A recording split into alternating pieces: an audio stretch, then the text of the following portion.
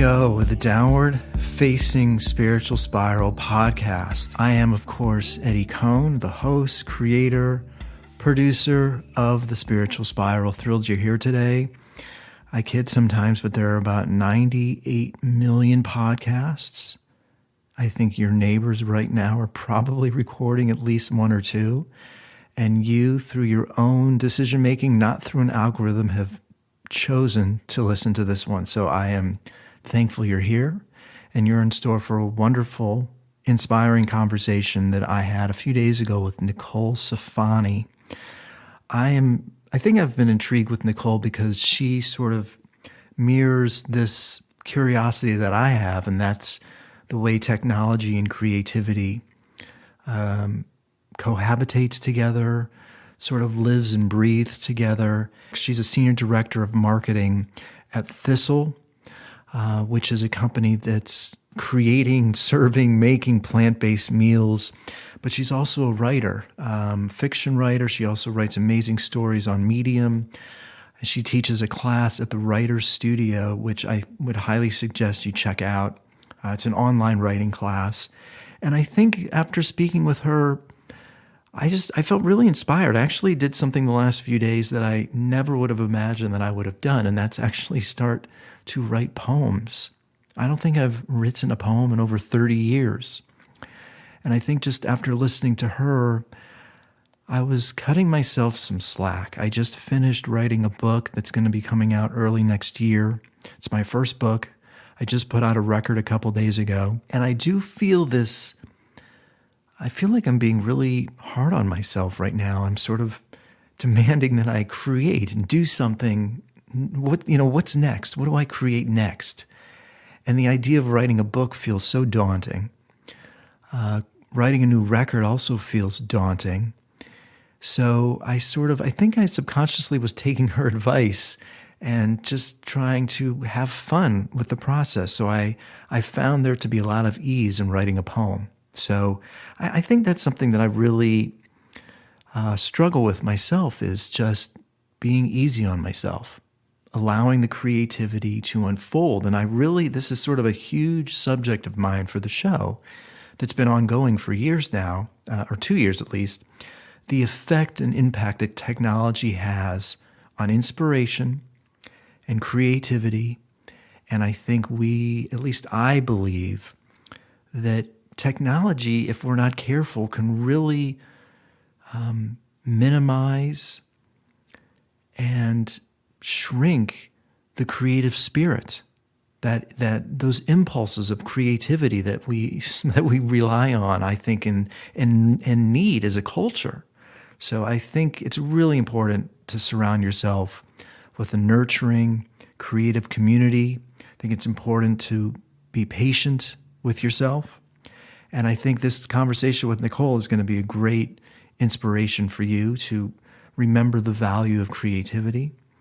I really think these conversations are important to have and sort of add a little bit of perspective on the strange world that we live in right now, where technology is just sort of bombarding us every day. And of course, I'm not a Luddite, but I think it's really important to remind ourselves to take a break from tech. So great conversation. Again, you can find Nicole online at NicoleCifani.com.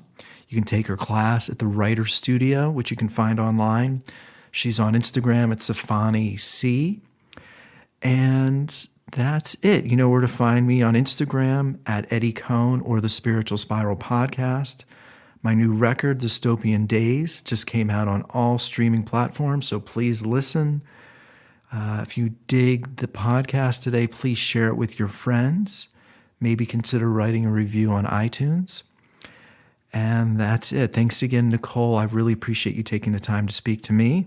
And thanks to you for listening, supporting, and being a part of the Downward Facing Spiritual Spiral podcast.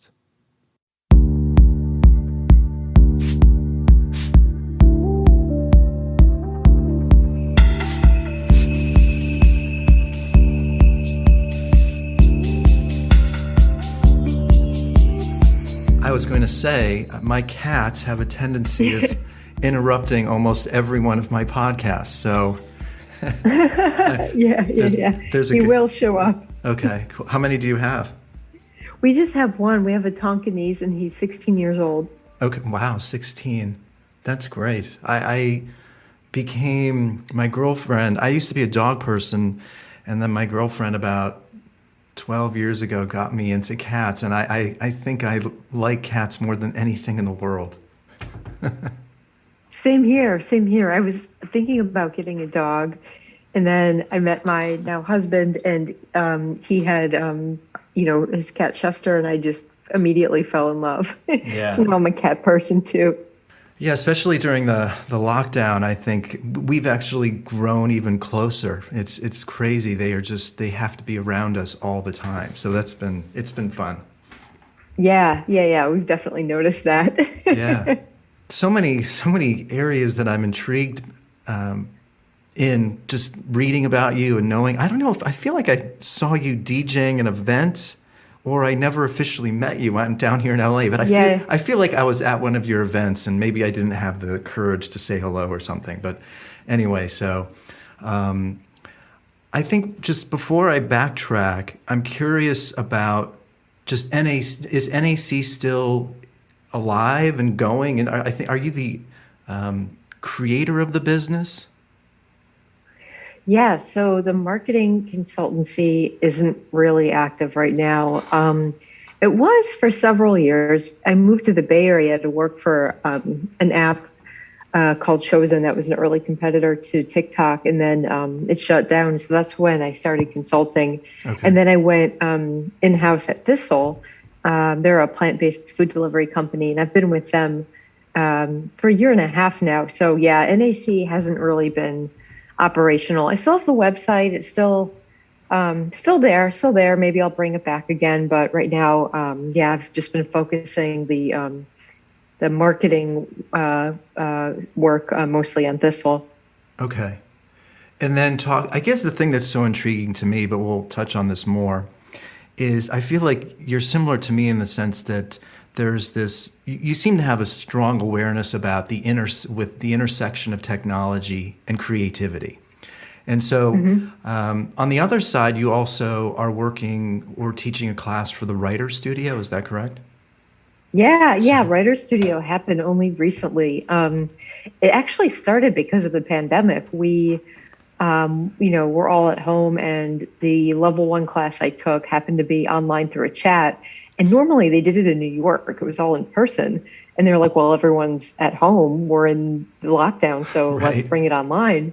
So I was really grateful because I got to meet so many amazing teachers and students from all over the world that way. So that's how it started. And that was, it started like 2019. And then 2020 was like when it really took off. For me, I was just focusing so much time on it. And then they asked me to be a teacher just a couple of months ago, and we had our first class last week. So yeah, it's been a trip. It's really fun, but it's just so fun how and important how during times of crises, how creativity and creative outlets play a role in processing all of that. For me, it was definitely like writing was a big one for processing everything that was happening in the world last year and even now.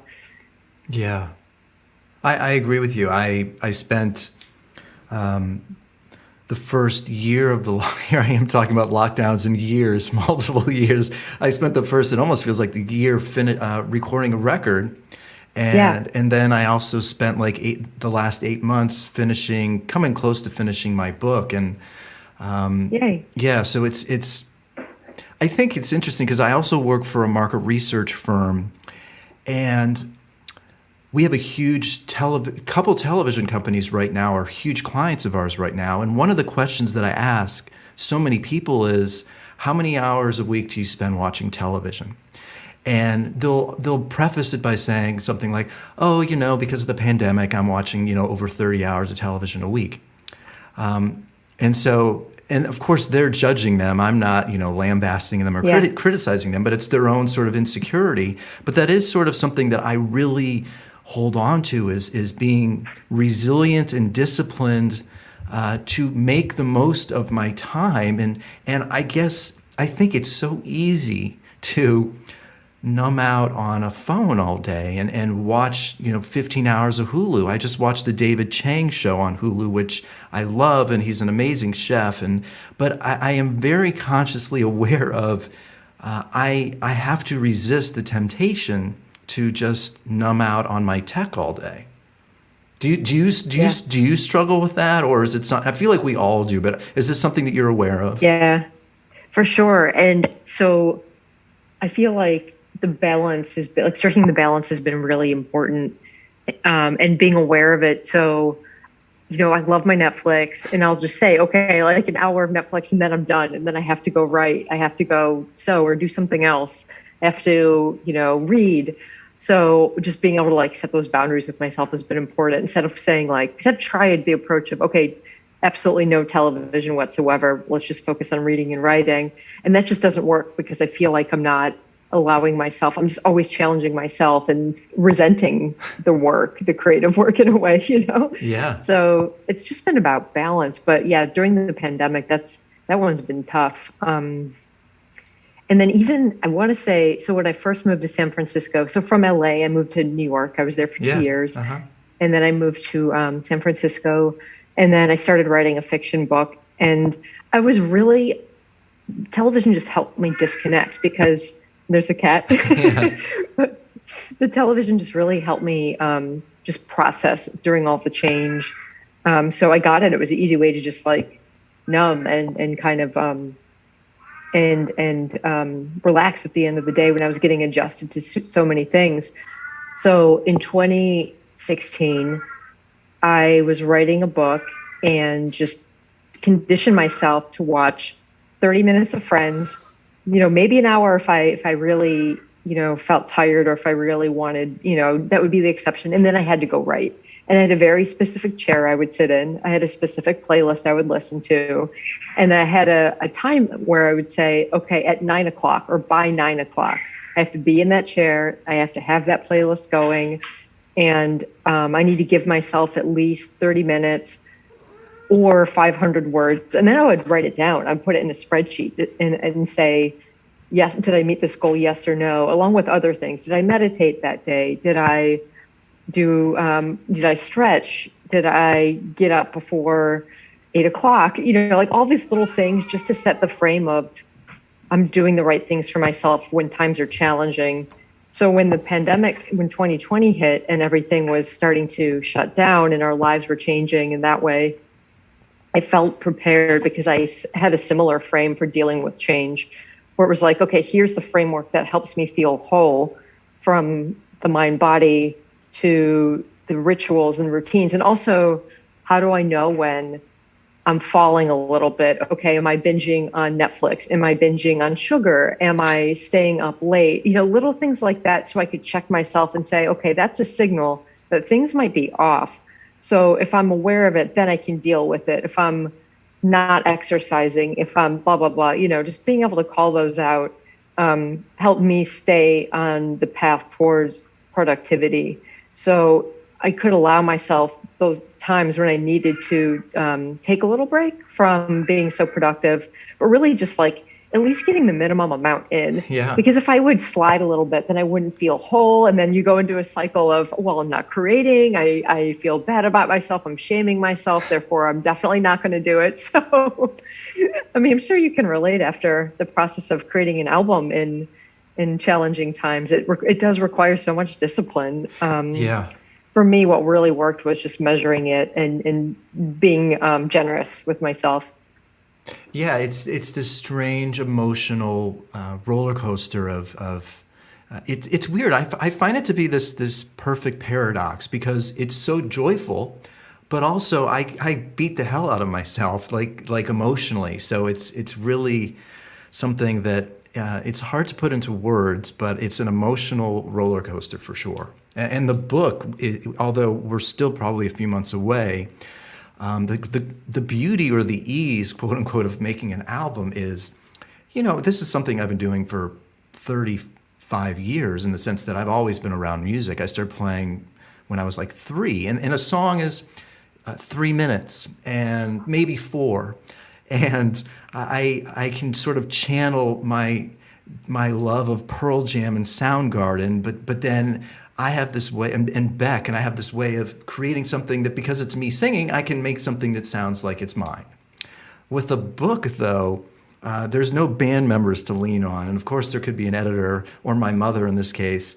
But it's this very lonely journey where I had no idea what the fuck I'm doing, and although I have those moments in making music where I feel like I don't know what I'm doing, deep down I have a strong instinct, and I do feel like I'm a musical person.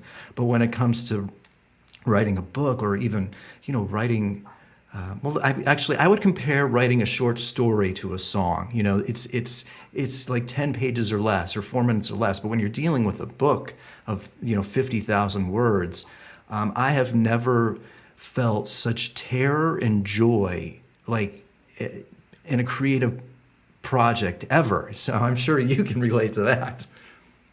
Yeah, that's so interesting because yeah, I feel the same way when I'm writing because I've always been guided by a certain tone that music brings, where okay, here's what the mood is going to be like. You can even like for an event, like having DJ'd for a while, if I'm going to go on a trip, I'm going to Japan, I'll say, okay, I need a playlist. And then I'll start to pull music together to get excited, music for the plane, for the trip. And that'll help shape the tone of the mental preparedness of, oh, okay, these are the vibes I'm going for. These are the things I'm looking forward to digging into when I'm there. Yeah, the book is it's so funny when it comes to writing because you're inhabiting a different persona. Even if it's a memoir or something that's coming directly from you, it's still really challenging because you have to strike that tone. You have to meet the reader in the place of what you're setting out to achieve, which isn't. There's no template for that. There's no real playlist. And then the thing that always strikes me as so challenging is how long you have to hold the mask up for when it's not you. So in writing fiction, you're always inhabiting somebody else. You need to wear the mask and you need to hold that mask up for a really long time. And it's hard when you let it slip, then you start to go into your own voice. So yeah, creating that world and that language is so scary. I can definitely relate. Yeah. Well, I was reading some of your pieces in Medium, and you're a fantastic writer. And I think the thing, Thank you. yeah, but well, and these were probably old pieces, but I think the thing that impressed me was your ability to make a point quickly. And I think that's something that I might be actually contradicting myself, because I think we have a cultural phenomenon happening that I see that I'm not a big fan of, and it's dwindling attention spans. I just posted a video on Facebook of my last guest where it's sort of like this video of like a wave file while she's speaking, and she's got thousands and thousands of followers, and I saw the metrics on Facebook where it got thousands of views. It's 59 seconds, and it said that the average length of viewership was 7.5 seconds.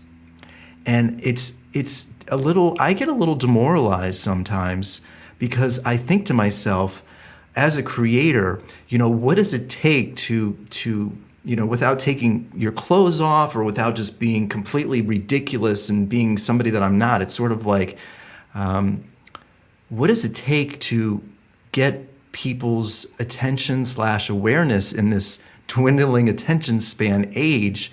And I guess you have this way of writing. I felt like you make your point quickly, and I feel like maybe John Irving wouldn't do very well today. It's interesting, or because he takes a long time to make a point, or do you know what I'm saying? It's just I'm struggling with even coming up with a question, but this is something that I see and I'm trying to navigate. Yeah, or certain types of language, like really long, beautiful lyrical sentences. There's something about that that doesn't, I mean, for readers, they're more valuable than ever, but to attract new readers, I wonder if that's challenging to have something that requires more time and investment.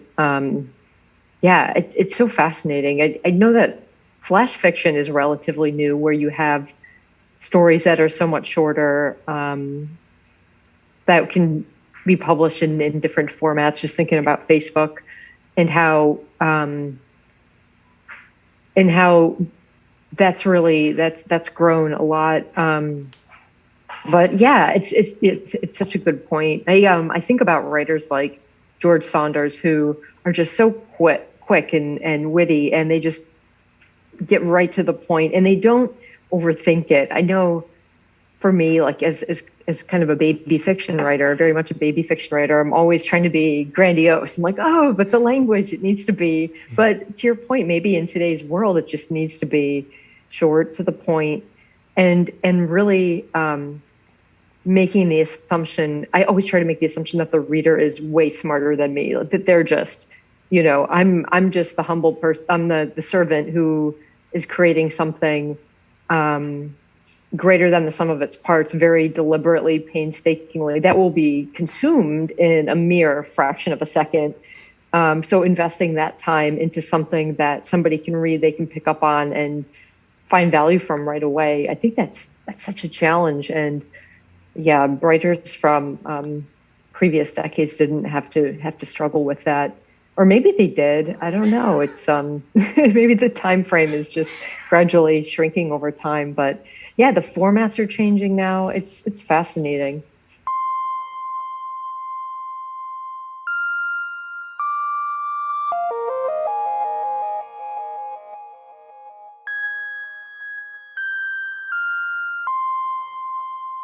Do you think about it in the sense that I feel, I forget his name all of a sudden, but this special on Netflix about the impact of Facebook on our culture. I'm suddenly forgetting his name, but I think he's up in San Francisco.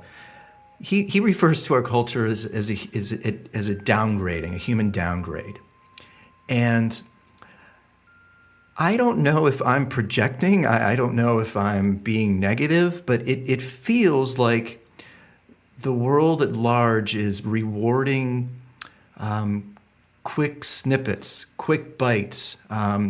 The musical world is certainly, I released a couple singles this last year, and I did a remix, 2 of them, and we released them every few months, and I finally released the record like two weeks ago with 9 songs on it, and because I still relish those moments in my life of OK Computer, Sea Change, Wildflowers. I mean, these are cornerstone records that shaped my Super Unknown, that shaped, I really believe they shaped who I am in this weird sort of way. And I don't know if I spend too much time thinking about our culture, but it's certainly something that I'm curious in, but I get a little discouraged, and I can see this podcast. I need this podcast because I can tell people don't listen like they used to. And these are even my friends. I sense the distraction. I sense a shrinkage of people's brains. It feels like you really sort of seesaw this world of technology and creativity. Yeah, for sure. That was a great documentary. That was The Social Dilemma, yes, I think. Colin, I feel like his first name's Colin, but maybe not. I don't know. But yes. There was Tristan Harris. Yes, there we go. Yes, thank you. Mm-hmm. Yeah, that was an incredible documentary. And I thought it was just so fascinating how a lot of the executive in it, I don't know if this was something I read afterwards or if they talked about it, but a lot of them don't let their kids use social media. They just don't let them use Instagram, Facebook, because of their addictive qualities. And it's just so fascinating, everything that's happening there with the whistleblower and so forth. But it happens on both sides for the consumer and the creator. Do you find that when you're writing, you need to shut everything out because when you're writing, you probably you're on your laptop, or do you use pen and paper? How are you able to block out distractions to create an environment where you can connect with that feeling of joy when you're creating? Great question. I write on my computer, although when I write lyrics, I do have a journal that I handwrite. I really, I give myself like hour blocks of time. Like I'm giving myself an hour because I know that I have to look at something after an hour. And I don't know if I should allot more time or less time, but I feel like an hour, then, okay, 5 minutes of check email or pet my cats or something. One interesting thing, though, knowing, because I do have the ADD tendencies, I was writing a book and making a record at the same time. So what was really freaking cool was I'd spend an hour on my book, and then I would spend like 45 minutes talk about a great, like, okay, oh, I'm going to distract myself and go to my song and then go back to my book. Like that, it's almost like that I was creating a whole new world of writers ADD heaven. It was pretty cool. That's a really smart life hack. So Yeah. you just go from one to the other, and then if you want to procrastinate on one, then you go to the other, and Yes. Yeah. that's pretty cool. Yeah, that's such a great frame because you're creating no matter what. And yeah, I do that a little bit with like if I'm practicing piano. I was taking before the pandemic. I was taking jazz piano lessons over at the Berkeley, the jazz school in Berkeley, Hmm. which was so much fun. And then also I'm learning to sew right now too. So I think that's just having like multiple things that you can go to is really important sometimes because it alleviates pressure off of the main thing. So saying you want to write a novel, it's just such a big goal. And being able to break that off into bite-sized chunks, that's still really ambitious because, a chapter is no easy feat. That's still, involves a lot of production and then editing and the time involved with creating the structure and the flow of how everything ties together. There's a lot there. So being able to take a break and make it productive is really great. And yeah, I always take a while to get into the creative mode where I'll say, okay, now I'm going to go clean this thing, and now I'm going to feed the cat, and now I'm going to. So yeah, I'm really good at procrastinating. So I'd say it probably takes me half an hour to get to the place where I'm ready to create and ready to get in the zone. And then flow state is such an elusive thing, but I feel that when I reach it, I'm in and I'm experiencing that joy where everything's coming together. There's no judgment. The work's just happening. Yeah, that's the best. Yeah, I forgot about that. Sometimes it's weird. Like my last record came out 7 years ago, and when it was finished, I literally thought that I wasn't going to do music anymore.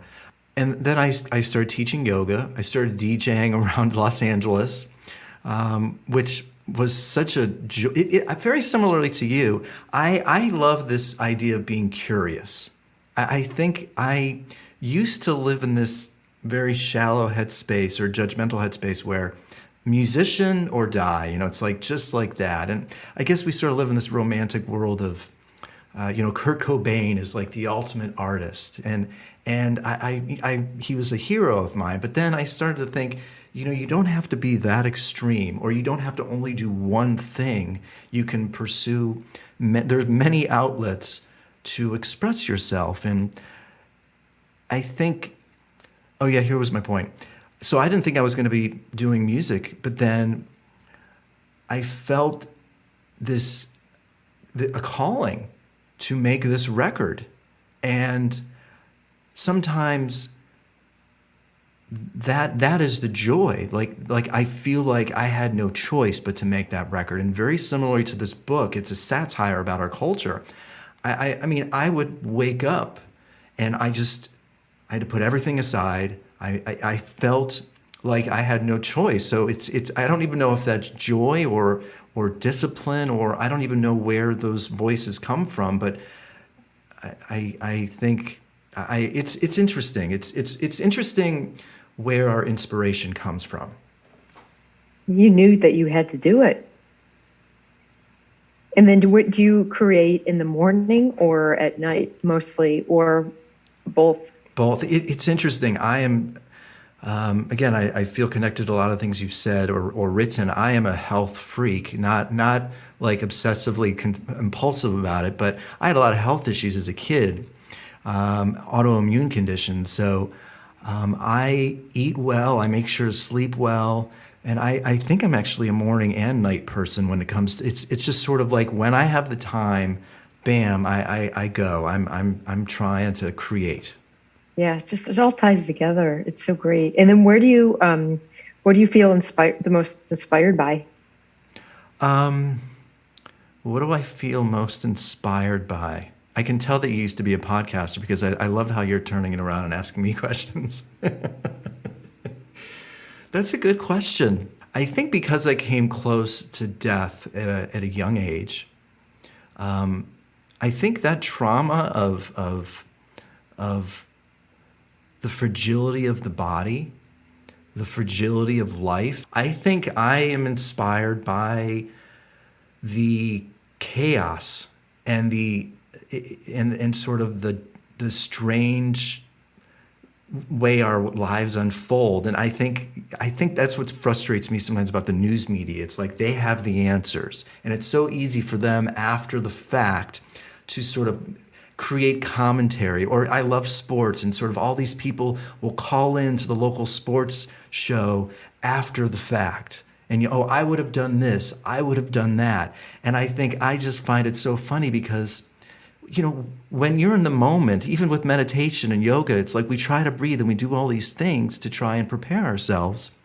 But when you're in the moment of the turbulent life, of death, of not knowing, like that's what inspired. I think that's where I create from.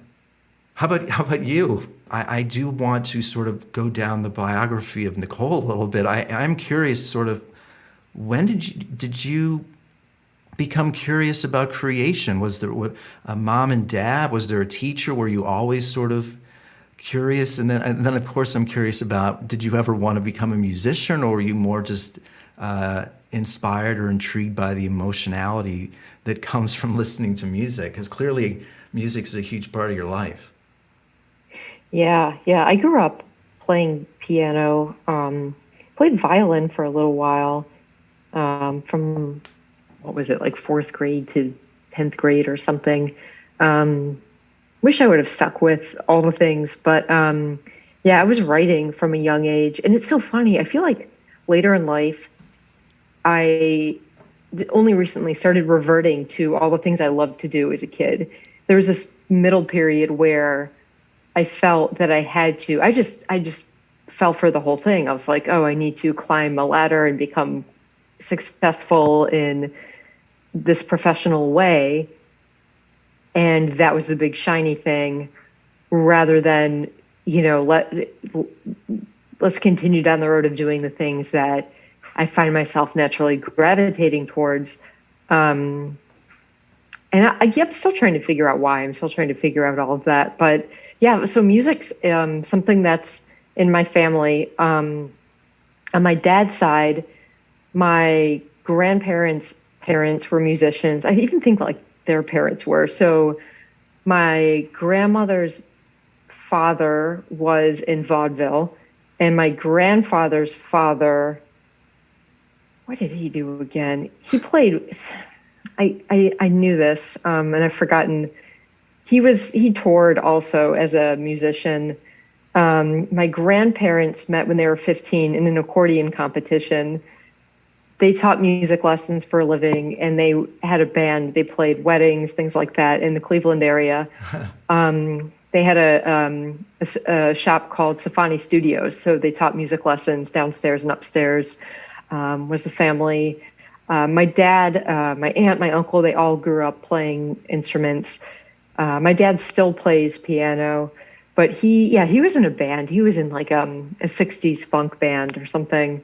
But anyway, so my sister and I learned to read music before we learned how to read words. And we started playing piano at a young age.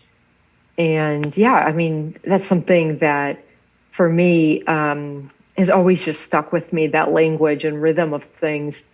My dad played it.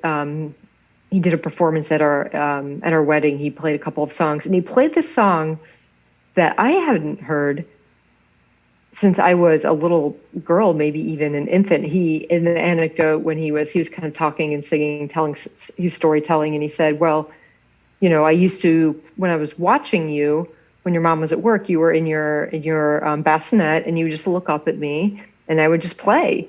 And he went into this song, and it unlocked a memory in my brain of, I know that song. And it turns out it was a song that, was tied to a music box I had as a little girl. And I was just like, it just opened up the floodgates. So stuff like that, and even songs that he played when I was younger, just little riffs here and there, a lot of Vince Guaraldi, all kinds of jazz and soul and funk and all the things that he would play. Just when I hear it now, or when I hear a particular riff, I'm like, oh, that's home. That's what I know. And similar to things my grandfather would play or my grandmother. So yeah, we have that connection. And I think that's really helped in the last few years because we differ politically. And that's been challenging for us to find a common ground where we can kind of communicate.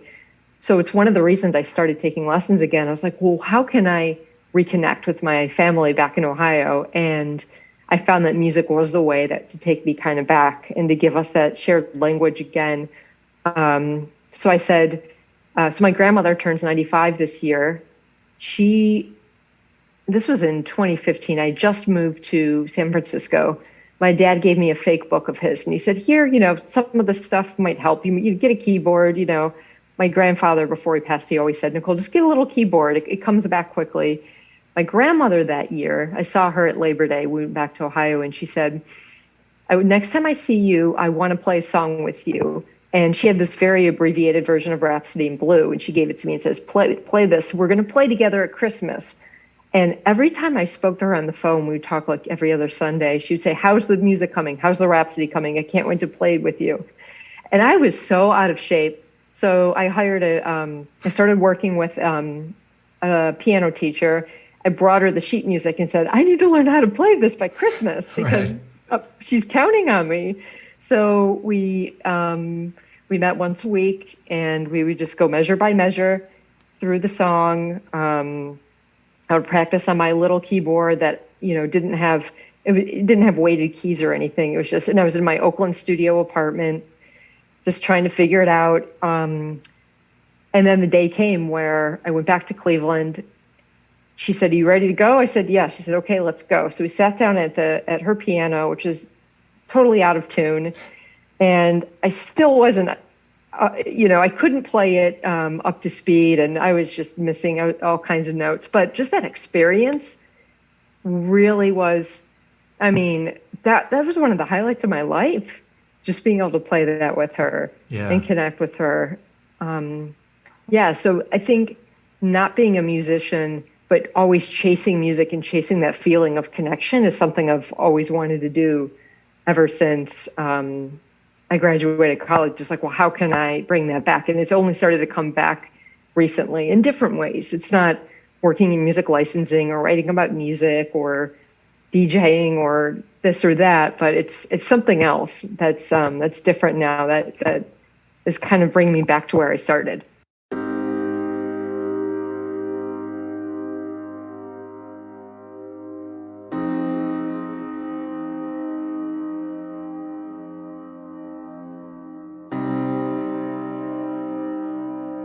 What was the reason you came out to LA? Was it to sort of, because I think you went to OU or Ohio State or something, or? Yeah, I went to Ohio State for undergrad. Okay.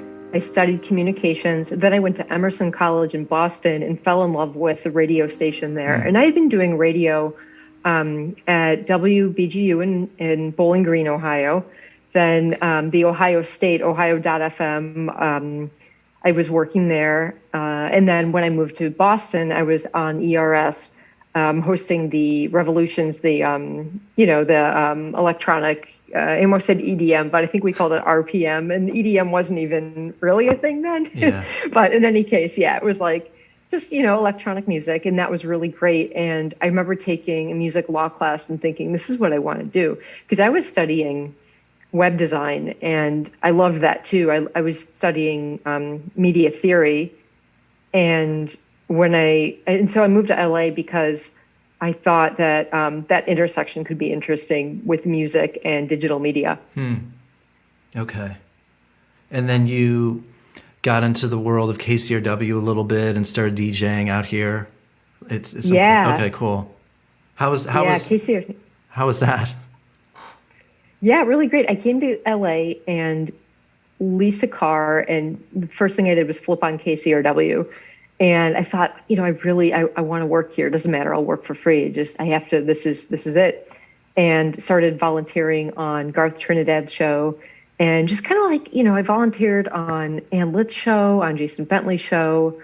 I was on Garth's show for 2 years, and I got a job there. I was working in the new media department for 2 years, and it was great. I mean, yeah, those were the days. I really missed that. It was incredible working with the DJs and learning a lot from them. Yeah. I want to read something that you wrote really quickly, only a paragraph or so, don't worry. I've always figured that my collective failures were due to something that was inherently wrong with me, that I wasn't smart, tough, or curious enough, that I lacked drive or assertiveness, that I was broken and therefore unfixable. It's not hard to believe that these assumptions sent me into a downward spiral after each perceived failure. I would place blame and project shame onto everything I could. I became jealous and resentful, defiant and argumentative. And then after my marketing business became profitable, I began to earn some confidence back. And those few excerpts, paragraph, it's interesting how the quote unquote prophet gave you some confidence. And I struggle with this, and this is the world we live in now, where everywhere I turn, you can see how many views, how many likes, how many followers. And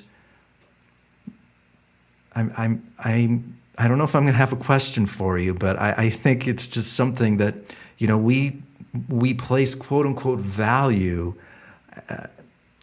based on profits or based on more. And I really connect here with what you were writing. And again, it's just something that I struggle with as a creator, as my, in this place on earth, where we create or where we find self-worth from. Yeah. And the funny thing is, we don't give ourselves credit for trying. Just putting ourselves out there requires so much bravery, and there's just so much that we're not acknowledging in ourselves when we take that leap and we make the investment, when we're brave to show up for something new time and time again, because it interests us, because we believe we can make a contribution there, to have faith in ourselves, to be like, okay, I'm going to keep showing up for this thing. That's hard. Yeah, it's so funny how that social currency has become so important for so many of us in terms of validation. It could be monetary, it can be digital, it can be, I feel so badly for younger generations who didn't, who came up without, who didn't have the internet, and, who did, have YouTube at a young age, Instagram now, TikTok. It's competitive. I mean, yeah, I'm just so glad. I'm so grateful that we didn't have any of that. But the feelings are the same. It's still there. It's just shaped in a different way. I don't know, like maybe it's something more than a popularity contest. It's value. It's finding self-worth, which is weird because that's just how society teaches us to contribute, and how to belong and how to connect is through this sense of ambition and reaching that next thing, finding value, however it might be, in something so tangible as social currency or I mean, for me, the job stuff, it was so funny because for the longest time, I always felt that I had to change myself to just for survival. And that felt weird. And still, I mean, I'm really grateful because I work for a really great company and I'm able to express myself creatively in a way that I feel where I'm getting closer to finding my voice. But yeah, it's tough. It's just being able to disconnect, I think, is the bravest act of all, not even thinking too much about, well, how many likes can I get on this thing or how much money can I make in the next year? It seems like that's the wrong North Star, but that's easy to say when you have those options. A lot of people don't. They need to, I mean, people need to make a living, right? Like that's the bottom line. We want to feel connection. We want to feel belonging. All of those things are so critical on the pyramid of needs. We need to be striving, but how we feel at the end of it might not be so great. So yeah, there's definitely a lot there. For me, I think the failures, looking back, they made me very resilient. It's really strong.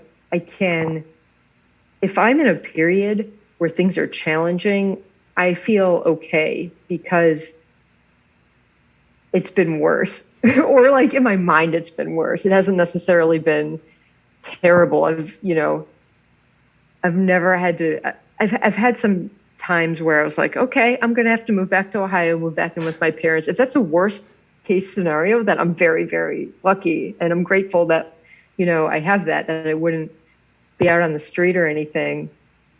But yeah, I mean, we don't have the, I mean, it's a luxury to be able to keep striving for those things. So yeah, at the end of the day, all the failures for me have been something that has created resiliency that I can react to now in a way that works for me. It works harder for me. I've been able to flip it. So if something is challenging, I can say, okay, now I know what to do. I'm going to put my guardrails and I'm going to make sure I don't fall into the social media trap, the Netflix trap, the sugar trap. I'm going to make sure that I'm getting my exercise, my sleep, my meditation in, I'm eating right. And I can face this, whatever it is. So now I'm almost like, oh, failure, bring it on. Like, let's see how hard I can fail. Let's see. When I was interviewing for jobs, before I started at Thistle, I interviewed at all the FANG companies. I interviewed at Facebook, Apple, Netflix, Google, Amazon, and I got rejected from every single one. And even now when I'm submitting stories or the novel I wrote a few years ago, which was terrible, but at the time I was like, I'm gonna make it. Like, this is gonna happen. I have this folder in my inbox called Winning at Failing. And everything goes into the Winning at Failing folder. I'm like, okay, let's see how many failures I can get. Let's just get them on the board. And I think with the writing, that's really important because you have to keep getting your work out there and you have to keep producing at the same time. There are other writers who I talk to, they aim for 100 rejections a year. That's a lot. Yeah. And being able to you have to fill out all of the cover letters and the submission letters and put so much time and effort and energy into it. So when you get the rejection, you can't think too much about it when you see it. You just have to put it in the folder. Okay, there's another one on the board and just keep going and know that you put yourself out there. And that's a great thing at the end of the day. So yeah, I think that now rejection and failure is something I've come to terms with and have been able to use it to make me more resilient for all the obstacles that are still to come. Because the higher we go in achieving our purpose and our creative, I don't want to call it destiny, like whatever it is that we're trying to achieve, there are going to be obstacles that become greater and greater and failures and missed opportunities and so much that we need to be able to deal with it. So for me, that failure piece has just made me really resilient. So I'm almost defiant. I'm almost flippant about it. I'm like, okay, bring it on. I don't care. Let's do it. But yeah, I think dealing with rejection and dealing with failure is something that we inevitably come across, especially professionally. And the best thing we can do is, for me at least, I've found is just show up, have integrity, do your best work, and try not to care what other people think. Because, some people are just going to have an opinion and there's nothing you can do about it. All you can do is just do your best every day. And that's where I've netted out. It's being okay with all of those things. Yeah. I thought this was, so you're actually in the process of writing your second book, is that correct? Yeah, I've had a few false starts.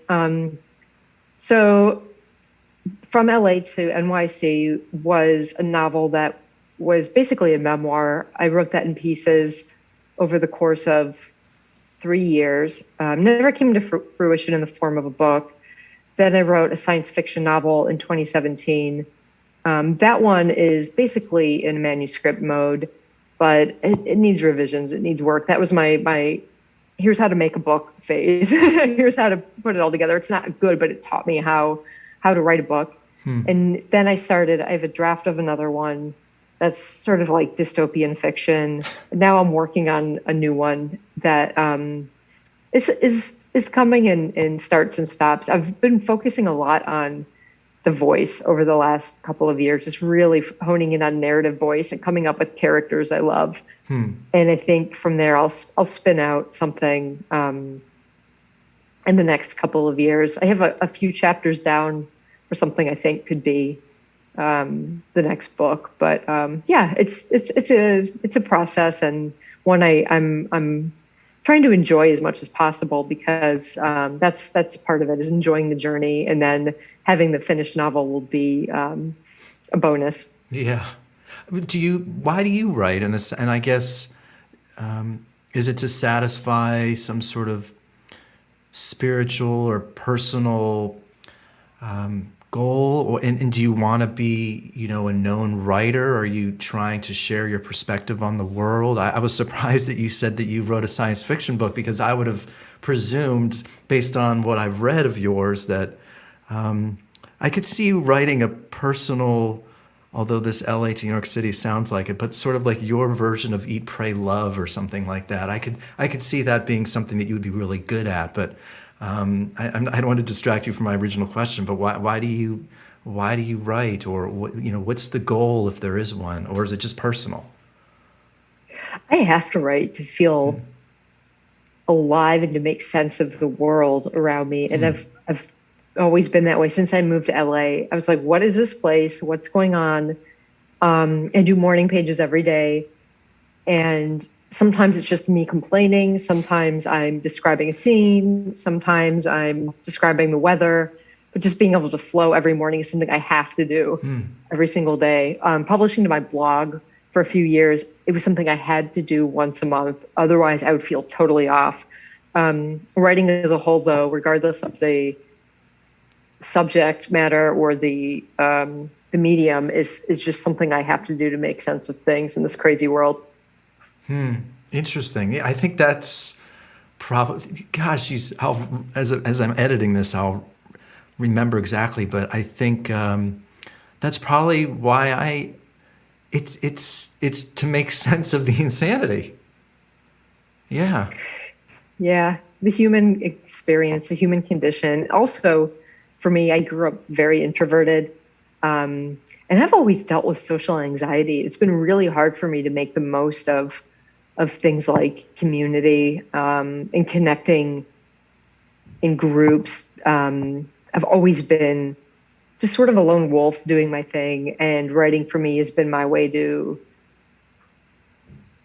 process and to kind of look at relationships from a different view. I feel that I'm not very good at communicating in a conversation, but I'm really good at I'm better at reading and writing than I am at talking or speaking. You see, it's like there's this, I'm like, but no, yeah, I think that writing for me is just an outlet to just process the world around me and process how people interact. And yeah, and it's a way for me to kind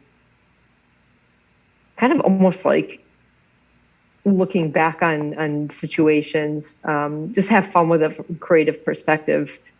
I draw a lot on what happens in real life. I think a lot of writers do. And then you take your creative liberties and elaborate and change things around a lot.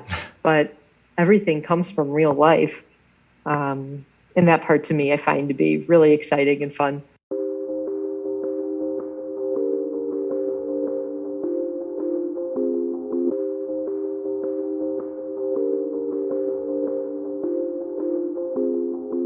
I'm curious about two things. How do you, as a teacher, navigate a writing class? And I'll try to explain as briefly as I can. Everybody's at different levels. How do you, quote unquote, judge writing? And maybe, I don't know. And I'm certainly curious about potentially taking your class one day, because I do feel like I need to get into that rhythm of being disciplined in other writers, because I am a very lonely writer. Because I don't know other writers that want to write books and write fiction. So I think that would be good for me. But I couldn't imagine being a teacher of fiction or literature when it's not, in a college per se, where you kind of have to grade. And I'm sure in this sort of world of yours, you have people at all sorts of different phases in their life and different stages as a writer. So how do you possibly put that all together? Yeah, the thing about the writer studio that's really unique is we work with the idea of what we call a narrative persona. And the idea of the narrative persona is creating some distance between you as a writer and the narrator. And all of the feedback that I give as a teacher has to do with that. Are you doing what you initially set out to do with your exercise? So in each exercise, students write a preamble. And in this preamble, they identify the tense for if they're writing in first person or if they're writing in third person. We only write in first or third in level 1. And then also the things that they notice about the exercise they're drawing from. Is the narrator close or are they distant? Are they writing in a lyrical tone? Are they writing in short sentences, long sentences? Are they writing more matter-of-factly? And then the exercise is intended to emulate what the student writes in their preamble. So all the feedback is based on that. It's how closely did you follow the piece that you were looking to emulate based on what you described in your preamble?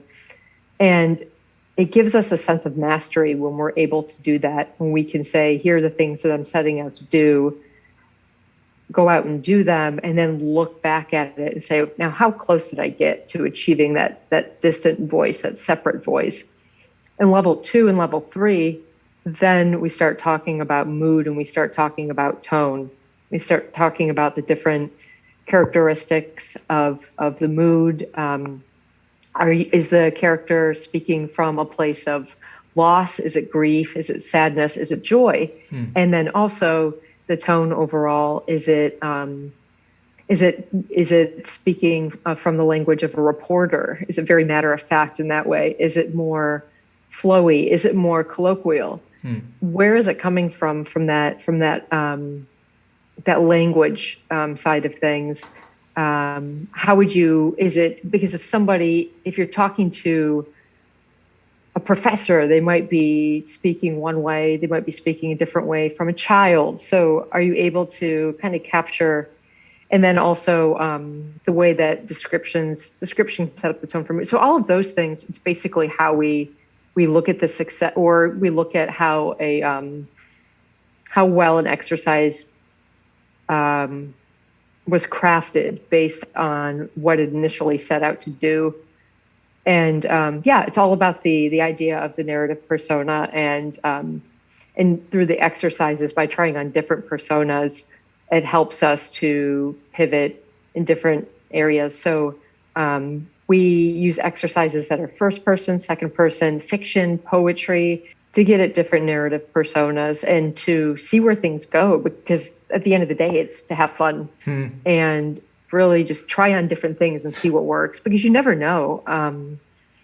So that part of it's really exciting. And also using exercises from authors who you may really love and never thought about what they were doing from that perspective before, zooming out a bit and saying, okay, what are they doing from a technical perspective? Let's try to capture that. And let's try to replicate it in our own stories with our own content, using that tense, the tone of voice. So yeah, that's pretty much the breakdown of how the exercises and the curriculum works. Then my job is to come in and really just provide any feedback I can into what worked, where are some of the opportunities to continue, and really any constructive feedback. If the author wants to continue on with the exercise, in later levels, the option to go on and build that into a longer story, a short story is always there. And sometimes writers will bring in excerpts from a novel they're working on. They'll work on that the entire time. So that's pretty great too. And yeah, I'm in the master's class now, and last semester I worked on the same story for several weeks in a row, and it felt really good to have that community. I will say that the community is incredible, and everybody's really good about giving feedback. I think the support of feeling seen in that way, where you can be vulnerable on the page and there's that trust within the community with the other writers, is so important. And being able to go from one level to the next with sometimes the same students is really cool too, because you get to know each other and you get to know the types of content that they cover, the topics they gravitate towards, the voice that they speak in. But yeah, in level one, it's all about the narrative persona. It's about just having fun. It's about seeing how close you can get to the exercise from what elements you're setting out to emulate. And yeah, that's it. It's 8 weeks, and we just wrapped week 1, and we have a really great cohort. I'm excited. Yeah, that sounds great. I think my last point, if you have a comment, great. If not, it's okay, because I know our time's almost up. But I think something that here's the thing. Technology is great. We're using tech right now. It makes our lives easier, but I do believe it's tricking people's value system. And I also think it's, Spotify, the CEO of Spotify is wanting people to release singles every few months. And everybody can start writing on Medium, short stories. And that's great. And that's, I'm not condemning creativity and art, and it's also creating a world where creators have to, I guess in my sense as a musician, spend time on social media, promoting, doing PR, photos, and listening to your story. To become a great writer, I think, and to become great at any art, takes years and years and years. And if technology is causing people to spend time making reels, if Spotify is suggesting just release singles, and if people's attention spans are dwindling, I do think it's having an immense shift in quality and also the creative process. And I think this all takes so much time to hone your craft and get better at writing. And I think just listening to you, I think it's I'm missing the word, but I think it's really defending this idea of patience and trusting the process and not being critical and create. You have this way in your writing of being really vulnerable, and I think if you can create that safe space, I feel like we need to re-trick people to not worry about the tech, but to just listen to your inner voice and your passion, Yeah, and the ironic part is that is the type of content that people gravitate towards, is the stuff that's unique and vulnerable and is doing something different. Yeah, absolutely. Well, I really, Nicole, appreciate you taking the time. I always, I don't go to therapy now, but I always feel like it's sort of it feels very therapeutic, and I always feel better after having these talks. So I really appreciate you taking the time. It was great to talk and get to know you a little better. Oh, yeah, likewise. Thank you for reaching out. It's great to chat with you, Eddie. I really appreciate this. I feel the same way. This has been such a great way to spend a Sunday afternoon is connecting with you and talking about creativity. Yeah, thank you. Of course, likewise. Well, have a great rest of your Sunday. Say hello to your cat. And yeah, you too. Thank you. Yep, have a good night. You too. Bye. Bye. I don't know about you, but I thought that was a great talk. Nicole Cifani. You can find her on Medium, read some of her articles, read her style. Again, I read her over the last couple of weeks. It's been a while, I think, since she's written on Medium, but I found her writing to be fantastic. She also teaches this online class at the Writer's Studio. So check that out as well. Lots of teachers there. Again, I feel like I actually wrote a poem over the last couple of days. I was just listening to the talk.